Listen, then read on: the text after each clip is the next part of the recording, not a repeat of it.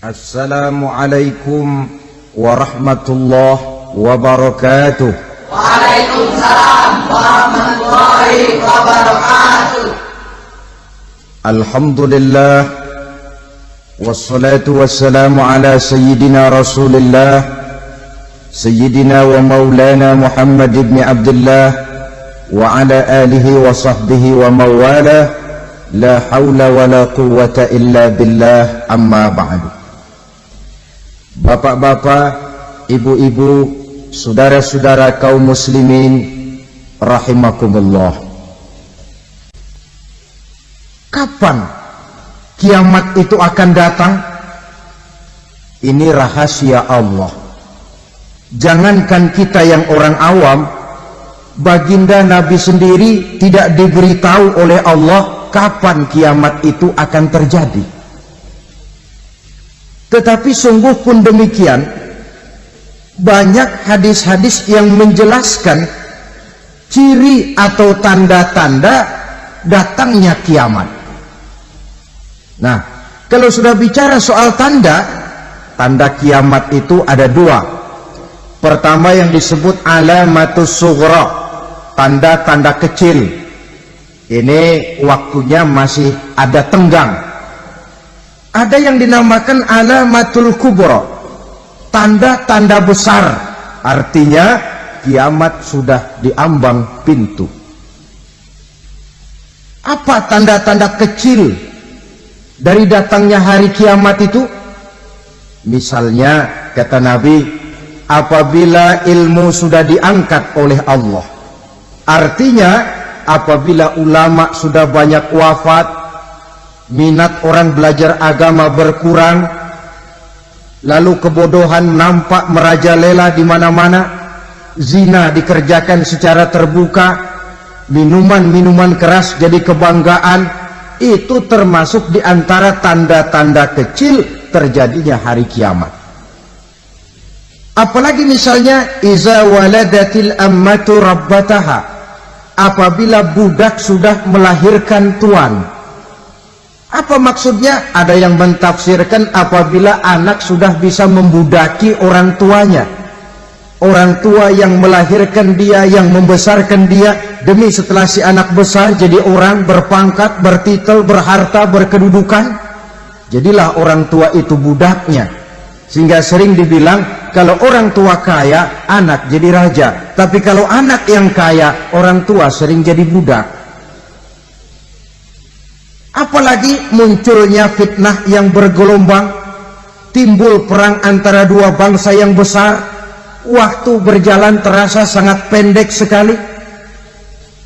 Itu merupakan tanda di antara tanda-tanda kiamat. Termasuk di dalamnya sulit membedakan mana laki, mana perempuan. Kan kalau tanda-tanda kayak begini sekarang sudah banyak kita lihat kan? Ulama banyak wafat, penggantinya sulit. Zina dikerjakan berterang-terangan, minuman keras jadi kebanggaan, banyak anak membudaki orang tuanya, sulit membedakan mana laki mana perempuan. Kadang-kadang dari belakang kita lihat perempuan bener, begitu kita colek nengok jenggotan.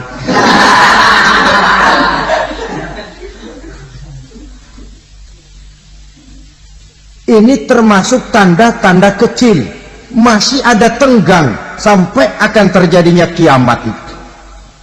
Nah, yang dimaksud dengan tanda-tanda besar, ini tanda besar artinya kiamat sudah diambang pintu.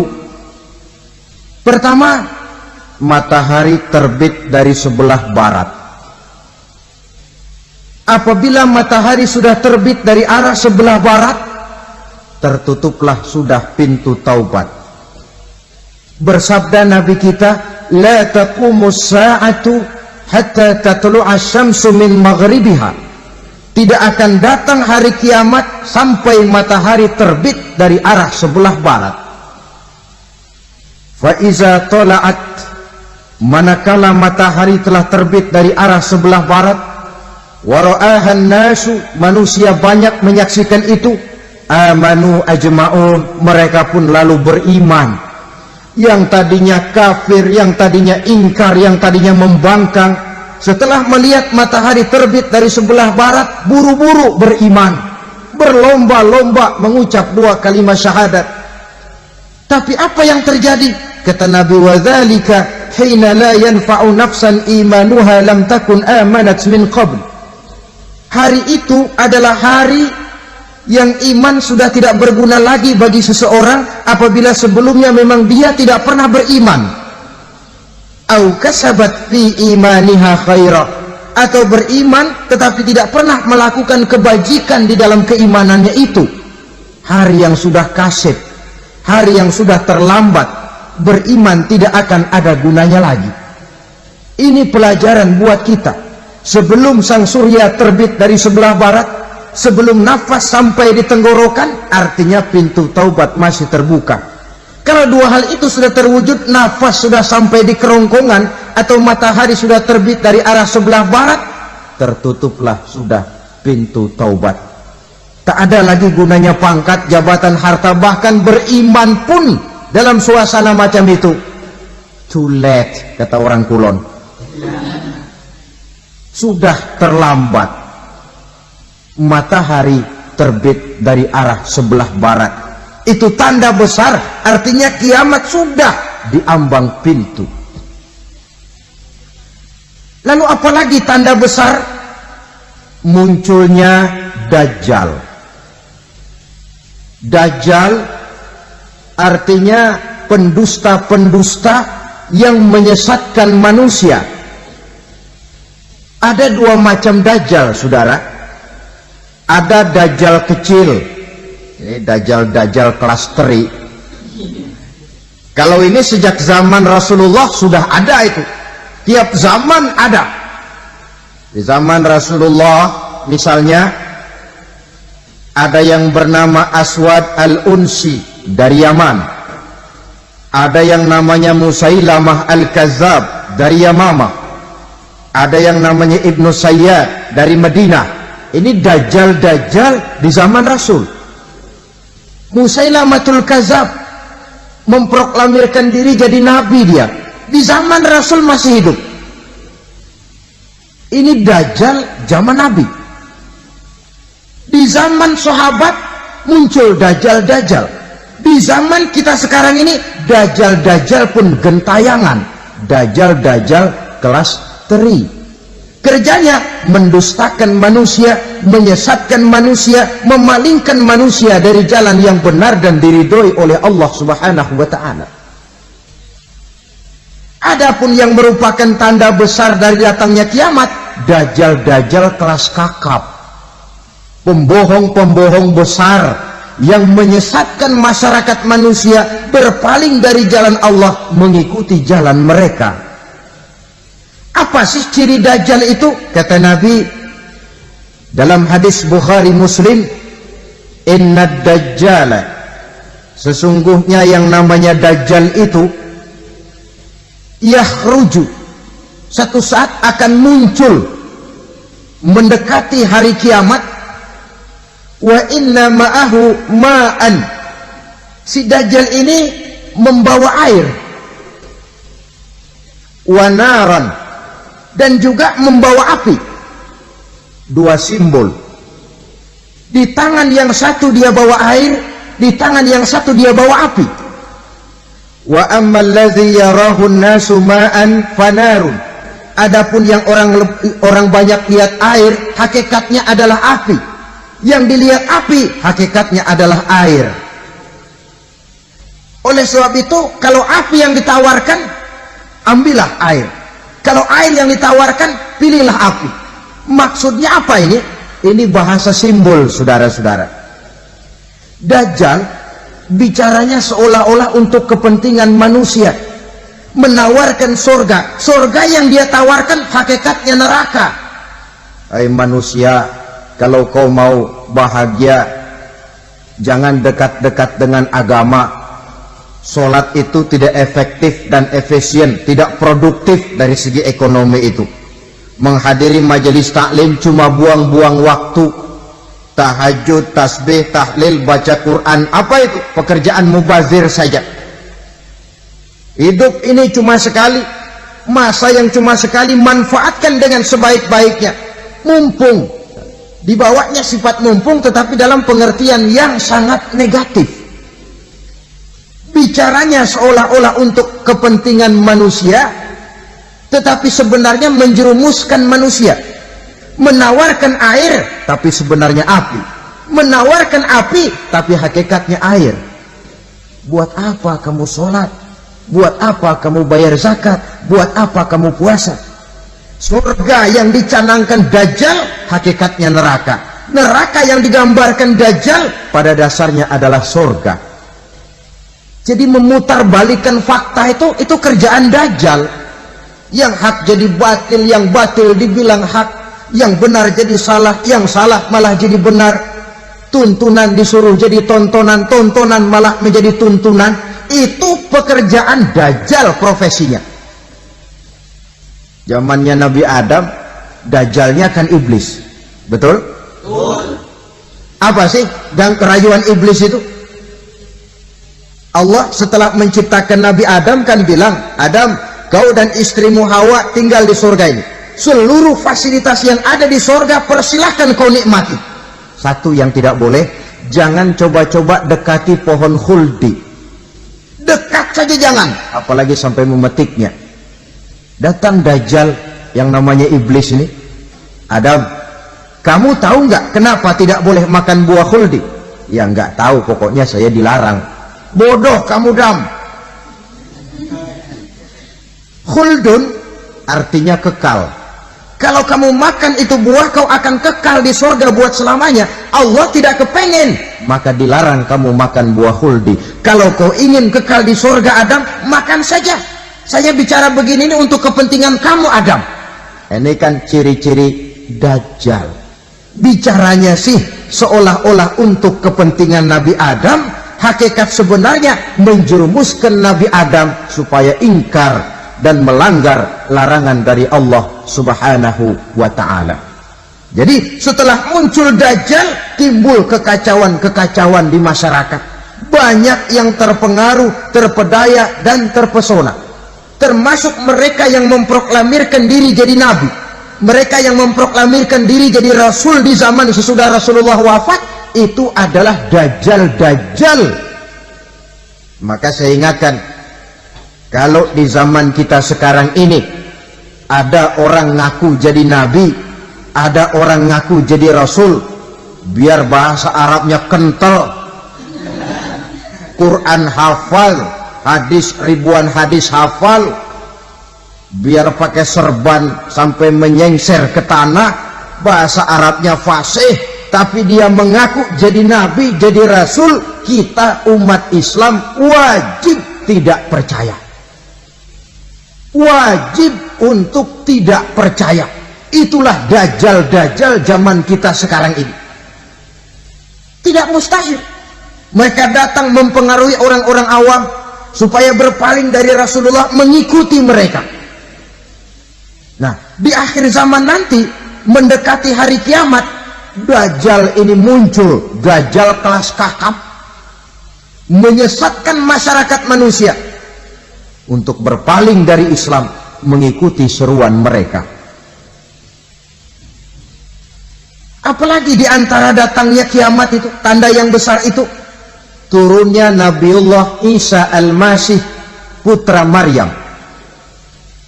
Menurut berbagai hadis yang sahih, Nabi Isa Al-Masih nanti akan turun lagi, tidak membawa risalah yang baru, tapi meluruskan risalah Islam ini yang telah banyak ditinggalkan oleh masyarakat.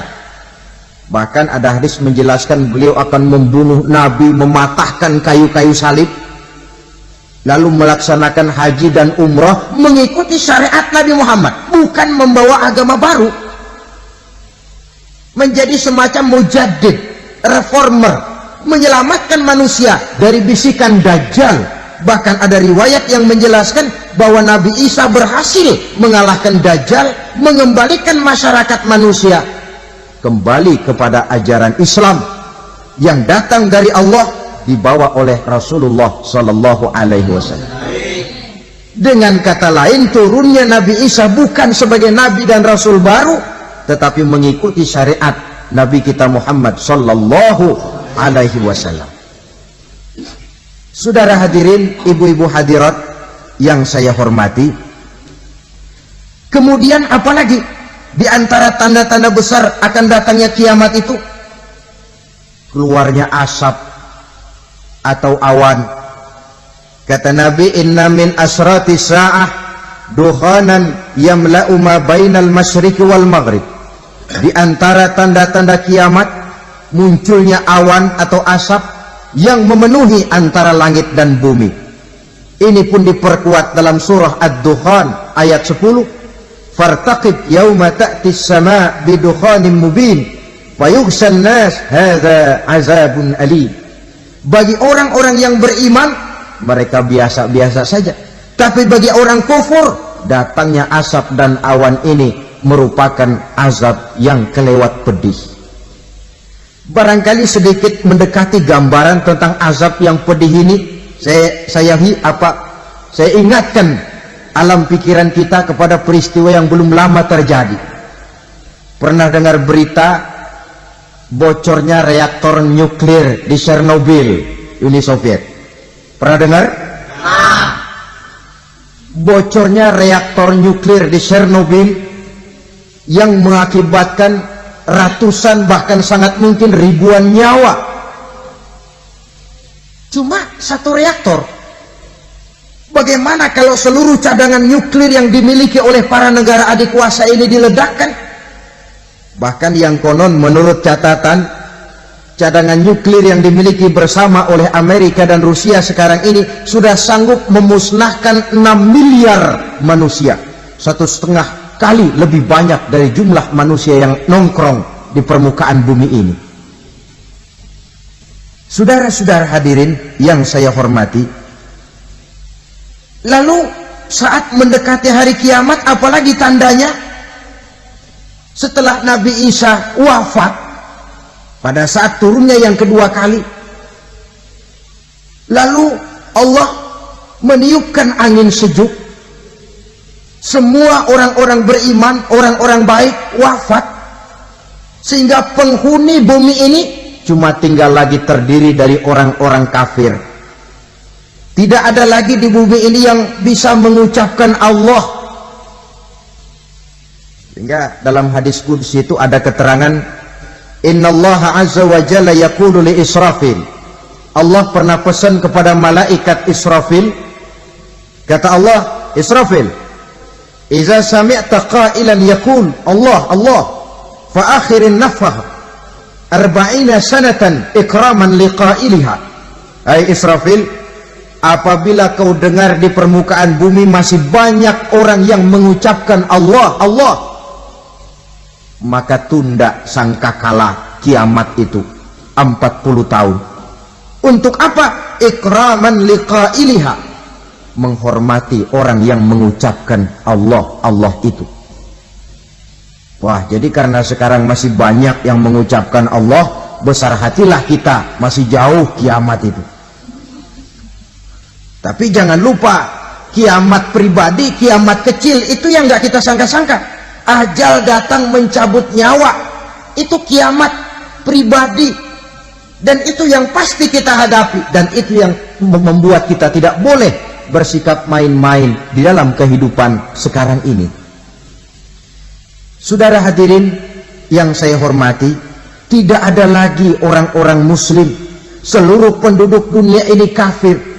Lalu terciptalah struktur sosial yang berlandaskan prinsip hidup semau gue. Bakal terjadilah prinsip di mana yang kaya menyantap yang miskin, yang kuat menindas yang lemah. Hidup sudah bagaikan di rimba belantara, berlaku hukum rimba, siapa yang kuat dia yang menang, siapa yang lemah menjadi mangsa. Timbul kekacauan, maksiat merajalela, munkarat menjadi-jadi, sehingga isi bumi ini penuh dengan segala macam perbuatan dosa. Tidak ada perlunya lagi alam diperpanjang temponya. Datang saat yang sudah dijanjikan oleh Allah Azza wa Jalla, maka terjadilah yang disebut kiamat kubra, kiamat besar, kiamat hancur-hancuran. Bagaimana kejadian ini dimulai? Dalam surah Az-Zumar ayat 68, Allah Subhanahu wa taala berfirman, "Wa nufikha fis-suri fasa'iqa man fis samawati wa man fil ardi illa man syaa Allah." Maka manakala ditiuplah sangkakala, terkejutlah seluruh yang ada di langit dan seluruh yang ada di bumi.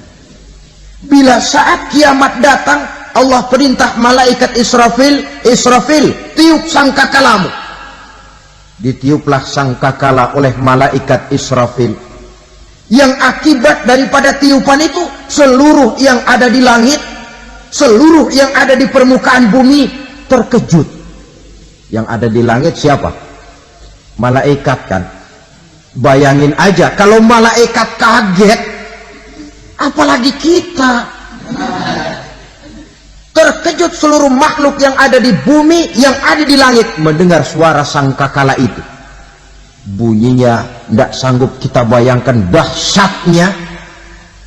Ledakan nuklir, ledakan neutron, belum apa-apa ketimbang bunyi sangkakala malaikat Israfil ini.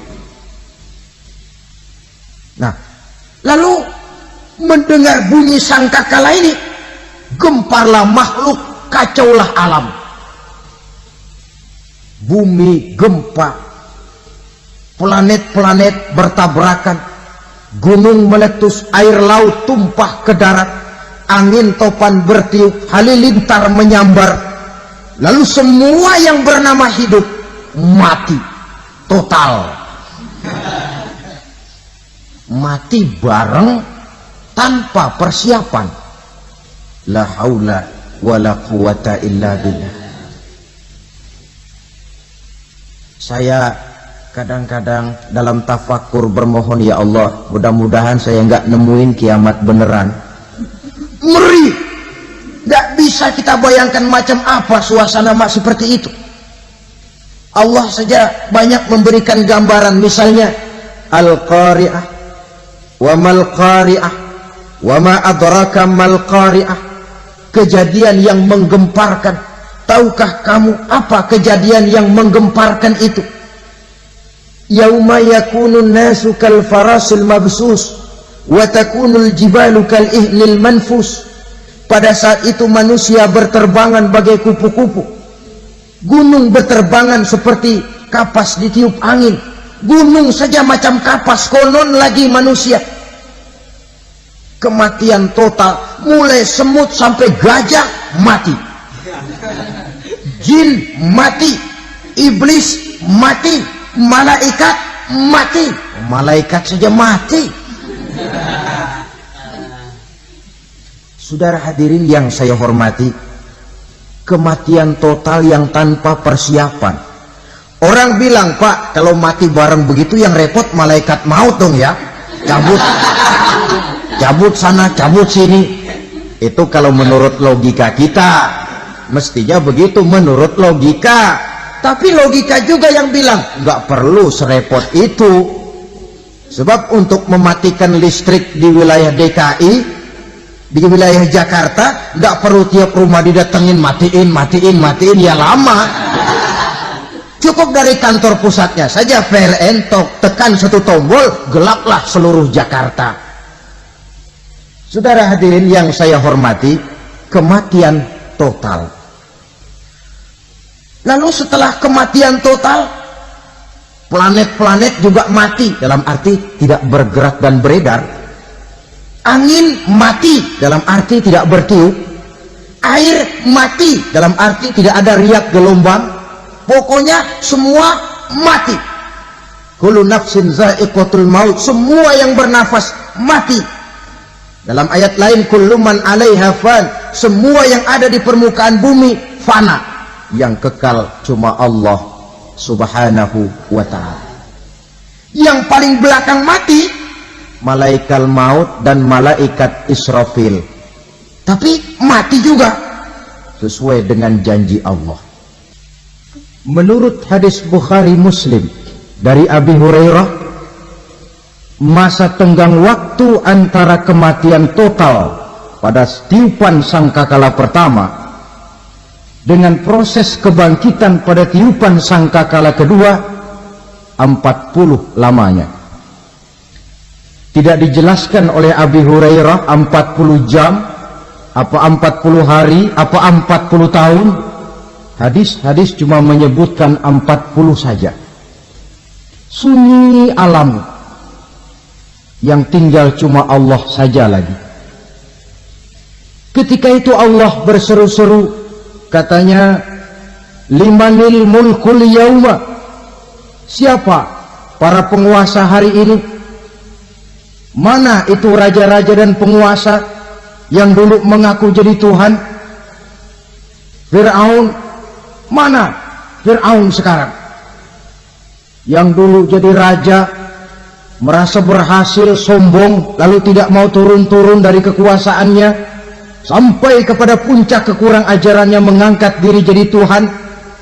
Mana itu Fir'aun? Namrus, mana sekarang Namrus? La ilaha illa ana, ternyata tidak ada Tuhan lain selain daripada aku, kata Allah. Proses kemudian, saudara-saudara, turunlah hujan dari langit. 40 lamanya hujan itu, tidak jelas juga 40 jam apa 40 hari. Setelah air turun membasahi, datanglah tiupan sangkakala yang kedua. Semua yang bernama mati bangkit dari kuburnya masing-masing. Ini yang disebut Yaumul Ba'thi, hari kebangkitan. Allahu Akbar.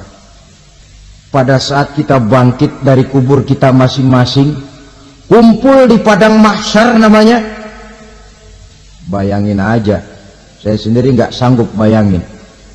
Manusia sejak zaman Adam sampai zaman kiamat kumpul bareng di tempat sama. Berapa banyaknya itu?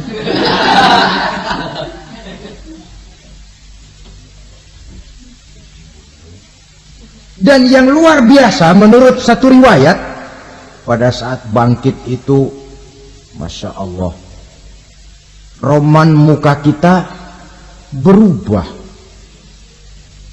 disesuaikan dengan amalan kita waktu di dunia ini. Barang siapa yang waktu di dunia amalannya itu amalan tikus, di akhirat nanti dia bangkit dari kubur, mukanya seperti muka tikus. Gagah betul badannya, tapi mukanya seperti tikus. Kenapa? Amalannya waktu di dunia seperti amalan tikus. Apa amalan tikus itu? Suka ngegeragoti barang yang sudah disimpan rapi-rapi. Orang sudah simpan uang rapi-rapi, simpan perhiasan rapi-rapi, digeragoti oleh tikus. Maling-maling, pencoleng-pencoleng, koruptor-koruptor, itu nanti di akhirat nanti kita lihat mukanya seperti muka tikus. Oh, ini waktu di dunia suka nyolong, hanya seperti muka tikus.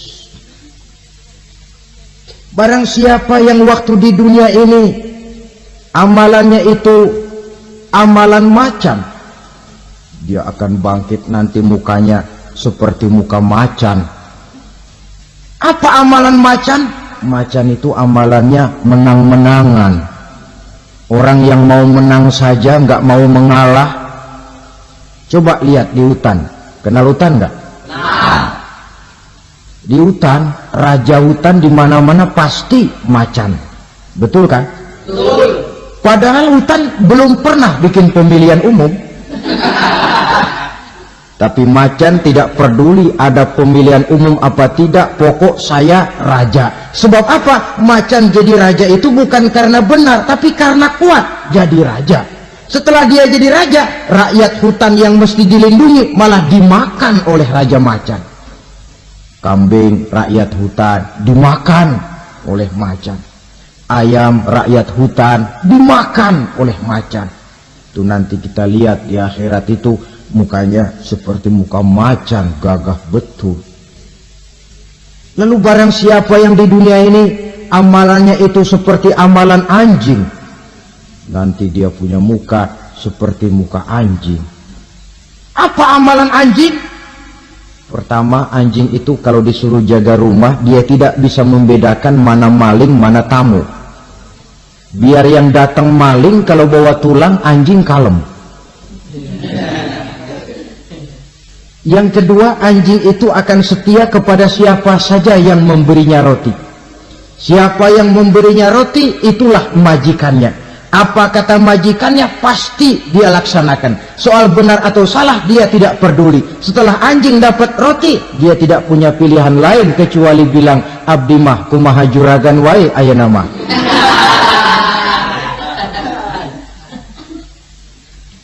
Saudara hadirin yang saya hormati, berkumpul di padang mahsyar, tiap orang sibuk dengan persoalannya masing-masing. Matahari waktu itu didekatkan oleh Allah, panas luar biasa. Ada yang saking panasnya itu mencucurkan peluh keringat sampai sebatas mata kakinya. Ada yang keringatnya sampai sedengkulnya, ada yang keringatnya sampai sepusatnya, ada yang keringatnya mengalir sampai sebahunya, ada yang kelelap oleh keringatnya sendiri, sementara orang di sampingnya nggak apa-apa. Bergantung lagi amalan dia waktu di dunia ini. Saudara-saudara, sebagian orang dalam kepanikan padang mahsyar berombong-rombong datang mereka menghadap Nabi Adam. Ya Adam, anta abal bashar. Hai Adam, Tuhan adalah bapak moyang manusia. Kami sebentar lagi akan disidang, dimintakan pertanggungan jawab. Tolonglah kami, hai Adam. Kata Nabi Adam, jangankan nolongin sampean, saya sendiri tanggung jawab di hadapan Allah. Ketika dulu tidak boleh makan khuldi, saya serobot. Sudahlah, urus diri masing-masing saja, nafsi. Begitu kata Nabi Nuh, begitu kata Nabi Ibrahim. Tiap orang bertanggung jawab sendiri-sendiri. Ketika itulah saudara-saudara, nikmatnya menjadi umat Nabi besar Muhammad sallallahu alaihi wasallam. Sebab apa? Walaupun menurut abjad kita ini umat paling belakang, karena paling belakang kita ini toh, karena Nabi Muhammad adalah Nabi akhir, tapi akan dihisap lebih dulu, lewat di atas sirat lebih dulu, masuk surga lebih dahulu ketimbang umat-umat belakangan. Ketika Rasul mendekati ajal, beliau tanyakan itu kepada malaikat Jibril. Malaikat Jibril berkata, Muhammad jangan khawatir, Allah sudah berjanji, inni haramtul jannata ala sairil anbiya hatta tadkhulaha anta wa haramtuha ala sairil umami hatta tadkhulaha ummatuka. Surga aku haramkan buat seluruh nabi kecuali kalau engkau Muhammad sudah masuk ke dalamnya, dan surga aku haramkan buat seluruh umat kecuali kalau umatmu Muhammad sudah masuk ke dalamnya. Logikanya, walaupun menurut abjad kita umat paling belakang, bakal dihisab paling dulu, lewat di atas sirat paling dulu, masuk surga paling dulu, kalau mampir ke neraka juga paling ya resiko. Jangan mau enaknya aja paling dulu. Saudara hadirin yang saya hormati, setelah masa kebangkitan itu jangan dikira begitu bangkit langsung diperiksa, masih menunggu menanti ribuan tahun perhitungan padang mahsyar untuk sampai kepada proses yang disebut yaumul hisab, hari perhitungan. Seorang demi seorang bakal dipanggil. Bayangkan saja, kita se-RT saja di absen, kadang-kadang perlu waktu lama. Ini manusia sejak zaman Nabi Adam sampai datang hari kiamat, satu demi satu disidang di hadapan Qadhi Rabbul Jalil. Status sosial copot sudah waktu itu. Yang pernah jadi hartawan di situ tidak lagi kelihatan kehartawanannya. Yang pernah jadi jenderal tidak lagi dipanggil jenderalnya. Yang ustadz tidak lagi dipanggil al-mukarramnya. Seluruh status sosial selesai. Dipanggillah kita seorang demi seorang menghadap Qadhi Rabbul Jalil. Bagaimana proses penghisaban itu? Pertama, proses tanya jawab. Di antaranya ada hadis menyatakan lan tazula qadama 'abdin yaumal qiyamah hatta yus'ala an arba'i khisalin. Besok di hari kiamat tidak akan bergeser telapak kaki seorang hamba sampai dia ditanya lebih dulu tentang 4 persoalan. Tentang ilmunya. Kemana ilmu itu diamalkan? Tentang umurnya. Di mana umur itu dihabiskan? Tentang masa mudanya, kemana masa muda itu dipakai? Tentang hartanya, dari mana harta itu didapat dan kemana harta itu dibelanjakan.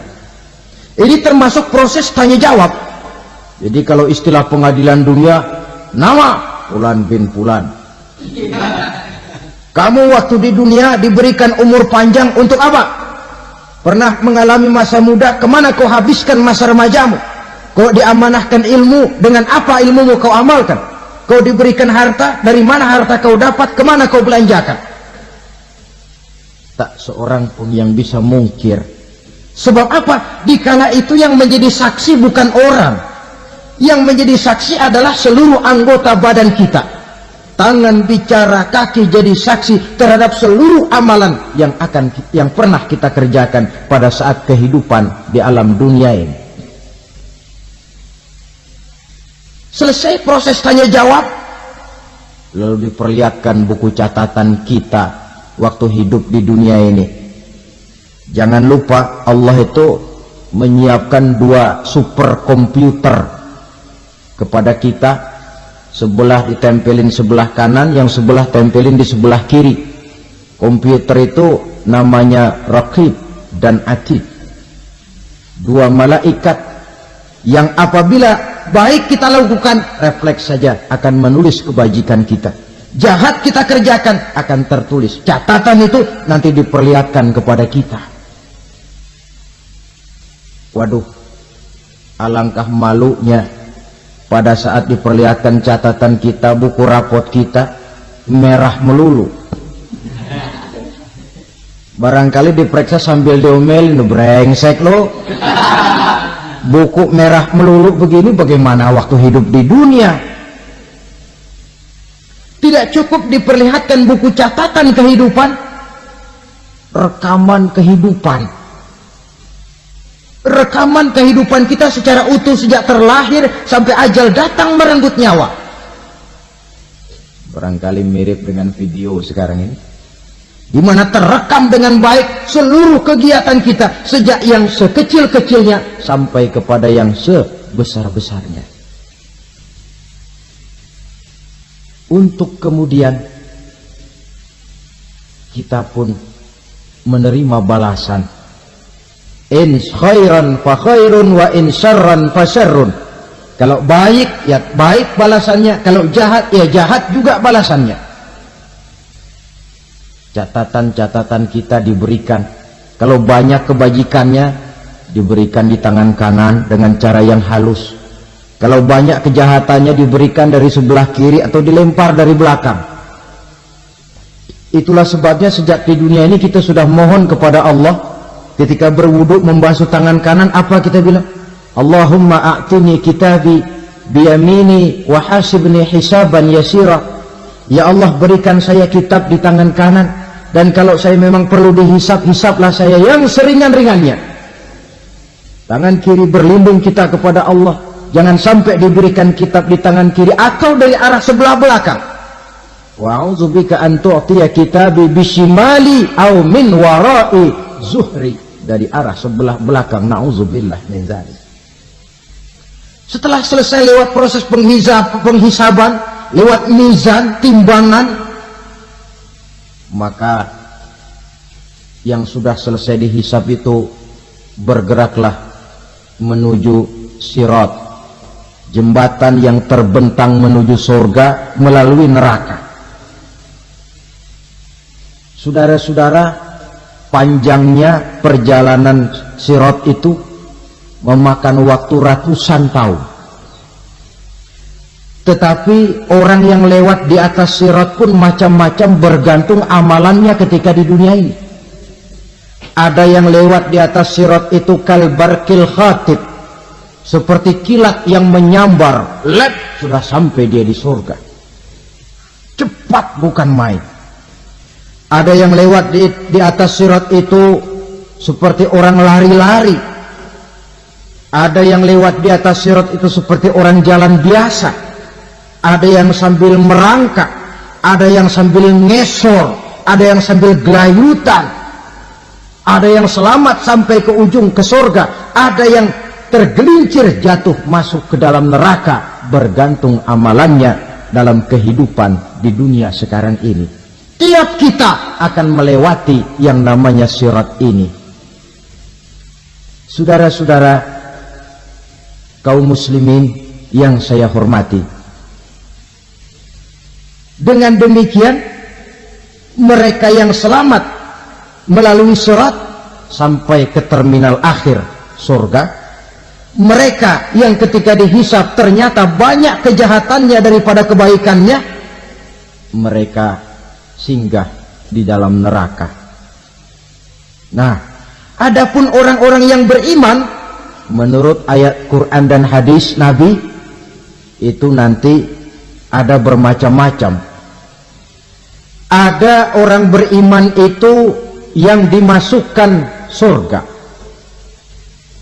Ada orang beriman itu yang dimasukkan ke dalam surga. Ada orang beriman itu yang disebut penduduk surga. Kenapa lain-lain, Pak? Karena waktu di dunia amalannya juga lain-lain. Ada orang beriman yang masuk surga. Ini paling murah tiketnya. Mau masuk surga?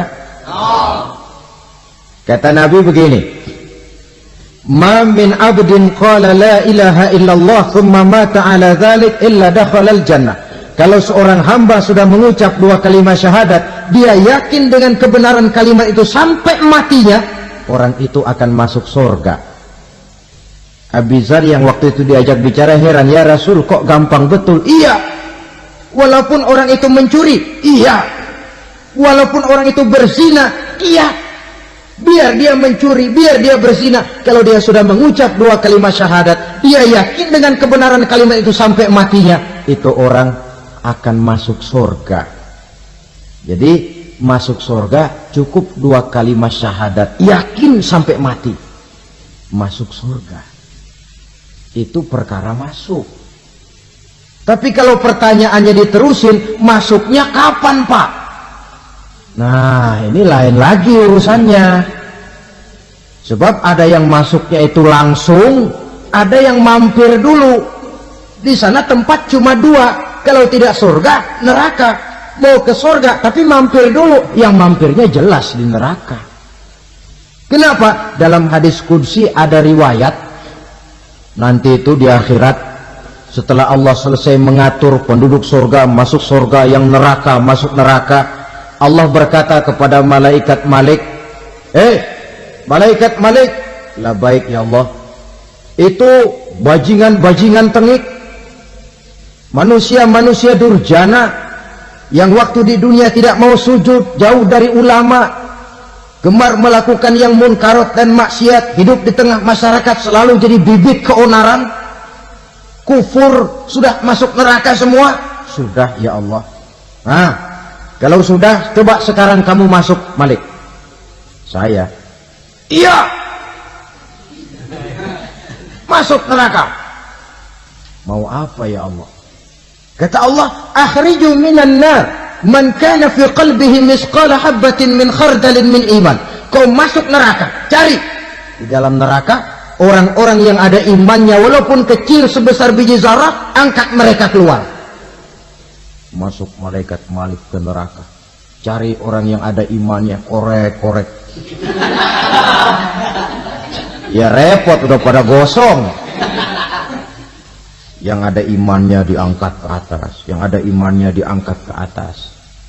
Lalu dimandikan di Nahrul Hayat, namanya sungai kehidupan di akhirat nanti. Cakep lagi rupanya, bersih lagi wajahnya, apel di hadapan Allah. Kata Allah, bagaimana mas? Kapok nggak sampean? Kapok ya Allah. Nah, kalau kapok, idhab fadkhulil jannah, pergi masuk surga sana. Berangkat mereka ke surga, ketemu sama teman-temannya yang udah sampai lebih dulu, yang nggak pakai mampir lagi. Terjadi dialog. Kata teman-temannya yang udah pada nyampe duluan, mas, iya, emang baru sampai? Oh, saya baru sampai. Memang mampir di mana dulu mas? Kita sudah lama sampai di surga. Saudara buka surah Al-Muddatsir ayat 34-35. Ma salakakum fis saqar? Kenapa kamu mampir di neraka Saqar? Qalu lam nakum minal musallin. Mereka menjawab, kami mampir di neraka Saqar mas, gara-gara dulunya kami waktu di dunia tidak pernah sholat. Tidak pernah sholat? Tidak pernah. Karena rumahnya dekat masjid, cuma dekat doang mas. Sholat mah enggak saya. Enggak pernah ngasih makan fakir miskin, enggak pernah hadir di majelis taklim, pendeknya enggak pernah melakukan kebajikan. Maka saya pun mampir di neraka Saqar. Untung betul saya punya iman mas, sedikit. Waktu hidup di dunia dulu saya pernah mengucap 2 kalimat syahadat. Sekali-kalinya waktu mau kawin. Masya Allah. Untung saja kawin, kalau nggak kawin polos.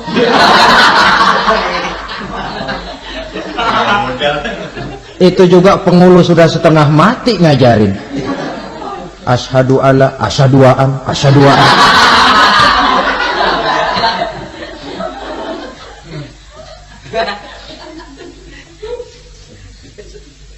Ini namanya masuk surga, ada mampir dulu.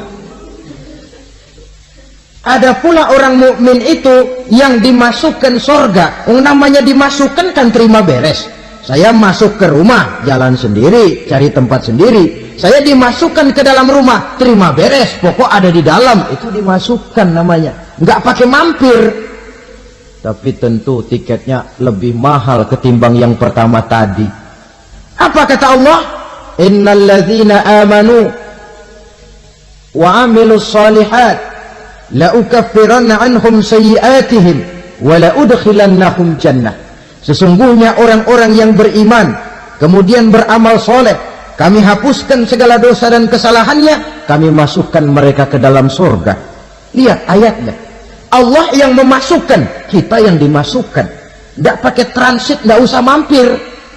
Cuma tidak cukup syahadat, tidak cukup amanu, tapi diiringi dengan wa amilus shalih. Iman, amal. Tidak cukup syahadat, lalu dibuktikan dia sholat, dia zakat, puasa, lalu dia melakukan berbagai macam kebajikan. Ini yang menyebabkan dia tidak pakai mampir di tempat yang bernama Saqar. Lalu ada pula orang mukmin itu yang disebut penduduk surga. Wah, ini sudah VIP ini. Ashabul jannah, penduduk surga. Siapa mereka? Kata Allah, innal ladzina amanu summa istaqamu fala khaufun 'alaihim wa la hum yahzanun ulaika ashabul jannah hum fiha khalidun. Sesungguhnya orang-orang yang beriman lalu istiqamah, tetap dalam melaksanakan perintah Allah, tidak goyah, tidak labil tapi stabil, istiqamah, mereka tidak takut dan tidak bersedih hati. Merekalah penduduk surga. Iman, istiqamah. Tidak punya duit, sembahyang. Banyak duit, sembahyang. Miskin, sembahyang. Kaya, tetap sembahyang. Istiqamah. Kadang orang kalau susah rajin ke masjid, banyak duitnya ngelihat masjid melengos. Itu yang dibilang waktu miskin hamba Allah, setelah kaya jadi hamba harta. Bergeser, tidak ada nilai istiqomahnya. Saudara-saudara, dengan begitu penduduk neraka itu dua. Ada penduduk permanen, ada penduduk yang semi permanen. Yang semi permanen orang-orang beriman yang mempunyai dosa besar. Mereka masuk ke neraka untuk menerima azab sesuai dengan dosanya. Bila selesai masa azab itu, mereka akan diangkat untuk ditempatkan kembali ke dalam surganya Allah Subhanahu wa ta'ala. Nah, dikala itulah saudara-saudara, ada yang disebut syafaat dari Rasulullah Sallallahu Alaihi Wasallam. Tapi tentu jangan lupa, syafaat ini ibarat kain menambal dia. Kita punya kain bolong-bolong sedikit, syafaat yang menambal. Sholat kita ada kurang dikit, sedekah kita ada campur riak dikit, amalan kita ada tidak karena Allah dikit, kita berharap syafaat. Jadi biarlah kain masih bolong-bolong, yang penting punya kain. Tapi kalau kainnya tidak ada, yang ditambal apanya? Sholat tidak, puasa tidak, zakat tidak, berharap syafaat saja, ya, terlalu berlebihan itu.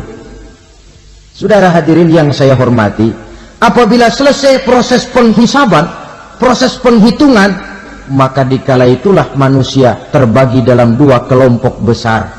Fariqun fil jannah wa fariqun fis sa'ir. Sekelompok orang-orang beruntung yang masuk ke dalam surga, dan sekelompok lagi masuk ke dalam neraka. Akan memakan waktu untuk menceritakan sifat surga dan neraka, tapi insya Allah pada kesempatan pertemuan lain saya sampaikan. Namun sebagai gambaran umum cukuplah saya sampaikan sebuah hadis qudsi. Allah jelaskan, a'dadtu li'ibadiyas salihin ma la aynun ra'at wa la uzunun sami'at wa la khatara fi qalbil bashar. Aku sediakan buat hamba-hambaku yang soleh, yang tidak pernah terlihat oleh mata, tidak pernah terdengar oleh telinga, dan belum pernah terdetik dalam hati manusia. Jadi kenikmatan surga belum pernah dilihat mata, belum pernah didengar telinga, belum pernah terdetik dalam hati. Pedihnya azab neraka belum pernah terlihat mata, belum pernah terdengar telinga, belum pernah terdetik dalam hati. Saudara hadirin yang saya hormati, oleh karena itu sebagai uraian akhir daripada kiamat ini, marilah sama-sama kita memanfaatkan hidup dengan sebaik-baiknya, supaya jangan timbul penyesalan di hari kemudian nanti. Mudah-mudahan kita seluruhnya diselamatkan Allah dari azab neraka dan mendapat surga dan ridhonya. Sekian dan demikianlah pertemuan kita kali ini. Terima kasih banyak atas segala perhatian, mohon maaf atas segala kekurangan. Usikum wa nafsi bitaqwallah. Wassalamualaikum warahmatullahi wabarakatuh. Waalaikumsalam warahmatullahi wabarakatuh.